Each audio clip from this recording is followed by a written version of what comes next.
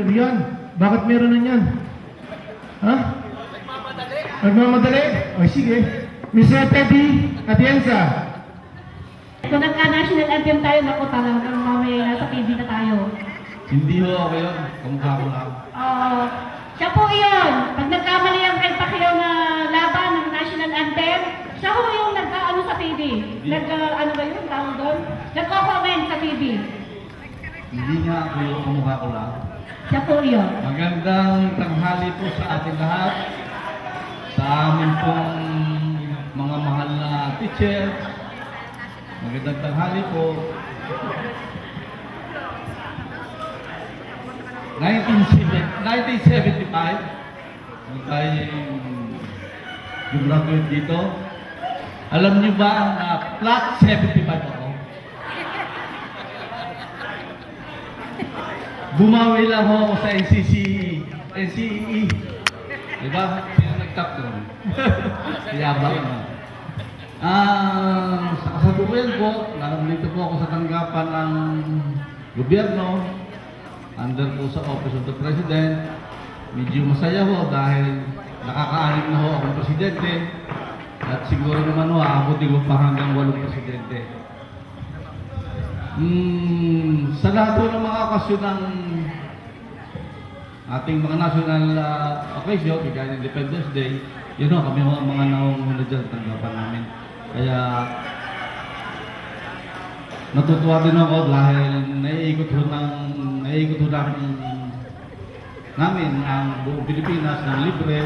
Paminsan-minsan din ho nakakagala sa ibang lugar ng libre. Nagsimula ho ako sa aming tanggapan 1976. Batang-bata, no? Medyo kinapalang ko na ho ang mukha ko para lang ho makapag-aral. At yun nga ho, na sinuswerte naman ho, halos 2 months, 2 years, 6 months, nadadanasan ko na ma-promote. Nagsimula nga ako sa tanggapan namin, at ang tawag sa amin noon doon sa grupo namin sa batch 76 ay scholar ng gobyerno. Kasi ho, pati gamit ng gobyerno ginagamit namin sa pag-aaral.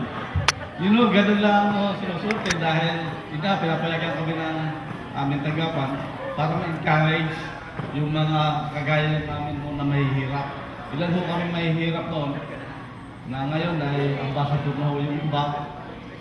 Yung iba ho naging politiko. Kaya maganda ho pagka parang tayo. Mga simple ang buhay mo. Ngayon, hindi mo akalain na magaganda pa rin sila lahat. Maraming salamat po. Mr. Isagani Balbasa. Madalang din po ang nakakakilala sa kanya. Ano po? Hindi po siya masyadong familiar ng high school. Sa lahat po na narito ngayon, ating mga guro, mga biskita, mga nanggaling pa sa ibang bansa. Magandang tanghali po sa inyo lahat. Ako po ay si Isagani Balbastro. Dito po ako sinilang sa Barangay A, malapit sa Central School. At isa nga po patigimeyans. Ito po nag-graduate. Bilang walang-wala po aking magulang na mapag-aral, ako po sa nagpatuloy na makakuha ng magandang kinabukasan. Nagpunta po ako ng Maynila para mamasukan na isa kahit goy. Mamasukan po ako kahit goy sa PMA colleges po. Sa kabutihang palad, nakagraduate naman. 2 years lang po yun, inahap. Associate Political Science. Ngayon ay 4 years na. At nag-graduate naman ng maayos at nakasakay dito ng overseas. Tuloy-tuloy po hanggang ngayon. Nagkaroon po ako ng isang asawa lang. At saka 2 anak. Sa mga anak ko po ngayon ay may pamilya na rin ng panganay. 2 na po ako ko. Isang 6 years old, isang 4 years old. Yung aking puso ay nasa Toyota Santa Rosa. At yun nga po, saka kaya po, dahil layas, hindi po Batanggi niya naging asawa ko. Taga-Bisaya ko. Kasi kita lang po doon sa Maynila. At ito nga po, sabi nga, when there is life, there is hope. Kaya sa ngayon po ay medyo matagumpay po yung aking buhay ngayon. Saka medyo nakaayos na. Nga po, sana magkita-kita tayo lagi dito sa dating pa sa taon. At mabuhay po tayo. Elementary yata. Ay, hindi ko kasi yata nililis na. Miss Adeluisa.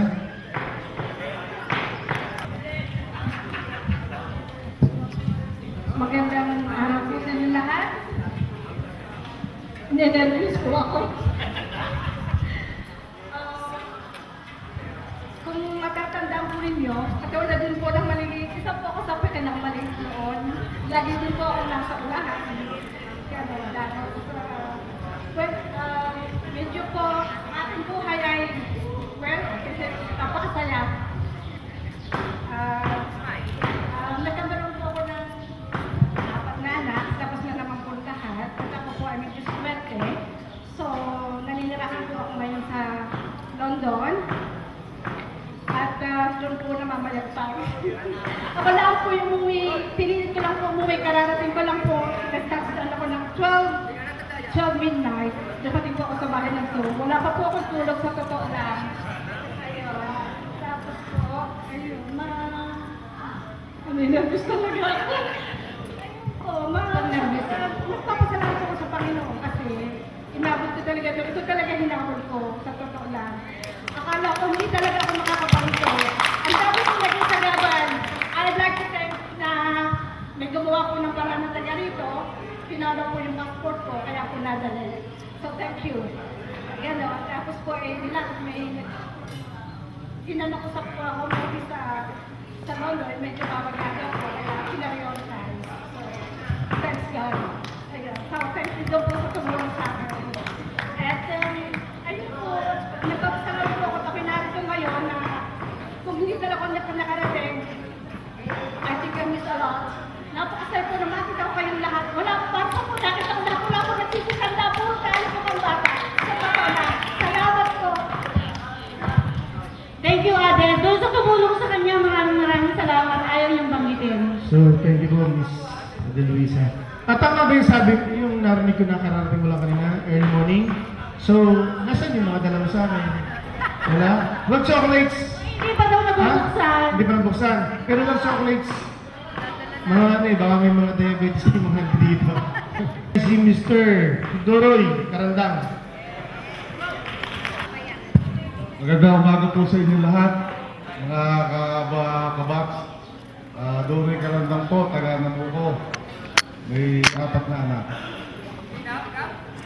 Ang aking asawa, patuloy nag-aaral pa hanggang ngayon. Bilis. Dali niyan. Ang dami niyang accomplishment ayaw niyang sabihin. Clemens yun. Okay. Ma'am, konti lang. Magandang tanghali po sa inyong lahat. Ako'y nagpapasalamat at tayo muling nagkita-kita after 40 years. Alam ninyo, ako'y 43 years sa Academy. Talagang yun ang aking itinagal. Ako lang ang tumagal na maestra. Ay ngayon, ay mabuti at tayo nagkita. Sinulong nga. Kaya lagi umuwi. Ay gawa nitong inyong reunion ito. Ako may nagpapasalamat din, 3 taon na hindi umuwi. At talagang willing na doon sa Saudi. Kaya sabi ko na ako naka-retire. Sabi ko ako isama. Ay baka daw ako hindi masiyahan doon at mapapag-isa ako sa araw. At saka alam, parang ako hindi ako pwede sa mga attire doon. Napakainit. Ay nako, ako'y nangumusta sa inyong lahat. At sana ay marami pang taon na tayo magkasama-sama. Sa lahat ng reunions, ako lagi ang natatawa. Katulad ngayon si Mr. Mindanao, parang hindi yata pwede. Mrs. Mindanao hindi na naman kaalis.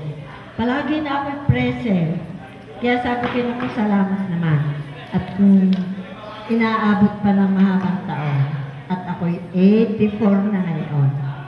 Yes, I'm 84. Kaya ako'y nagpapasalamat at tayo nagkita-kita pa muli. At sana'y marami pang taon tayo magkakita-kita. Oh, thank you, Eric. Okay, ang next po ay si Miss Lea Sarmiento. Yeah.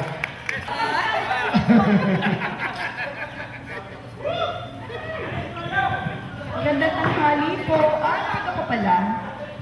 Wala ako masyadong may share sa aking life. Kasi wala akong anak. Walang achievement. Para sa akin kasi pag may anak, achievement. Pero wala. Kaya nakakalungkot yung part na yon ng buhay ko. Although ako ay nagkakonsig, hindi matuloy. Tapos, married, kaya lang hindi siya mahilig sa ganito. Masyado siyang, tahimik. At saka, kilala po nila yung kasamahan nila sa church dati. Tapos, ngayon po ako ay sa Las Piñas nag-stay at may konting negosyo na pinagkakaabalahan at the same time nasa real estate and ako po ay nautusan din, baka gusto niyo pong maghanap ng lote na pagtatayo ng Seymour. Alam na po ito ni Bless. Siya po ay willing din na kasi yung pong meron po ako pamangkin na may position sa SM, po siya, medyo mataas yung position niya, kaya sabi niya, Ninang, maghanap ka ng mga lots na pwedeng pagtayuan ng Seymour anywhere. Sabi niya, nationwide yun, research na. Ngayon, kung malaki pa rin sa Seymour, pwedeng mall, hypermart. Kung malaki pa rin siya, mall, kung i-consider nila na, pwede po yung pagkakitaan talaga ng malaki. Tsaka, ano pa ba? Yun lang po, wala na. Thank you. Okay. Ayan po, meron ng kliyente. So, maraming salamat, Miss Lea. Kaya pala, alam ko na. Kaya pala ang galing naman tawagan. Okay? Para po doon sa mga nangangailangan ng condo unit, hotel soon, house and lot, kontakin lang po si June and Vilma Basilan ng International Agent Mega World Corporation. Nandiyan si Mrs. inyo. Ha? Ha? Ay, hindi, ma'am. Ay, bakit? Hello. Magandang umaga sa inyo lahat, mga classmate, batch 75. Ako ay si, tanggalin kong salamin para makilala. Ako ay si, William Di Castro from Kilid. Nag-graduate din ng 1975. Tapos, hindi na nag-aral. Nakapasok, nag-apply na lang ko ng isang yung sundalo.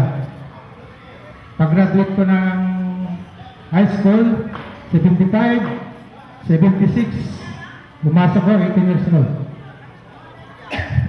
Ang buhay ko ay noon ay medyo alanganin, pero nakatiis pa rin. Kasi ang assignment ko ay puro Mindanao, Hulo, Basilan, Cotabato, Zamboanga. Pero sa awa ng Diyos nakasurvive ko. Naka-retired. Bago retired lang. 56. Wala pang pensyon. Mga next year pa. Ang asawa ko ay taga-Zamboanga rin. Apat ang anak ko.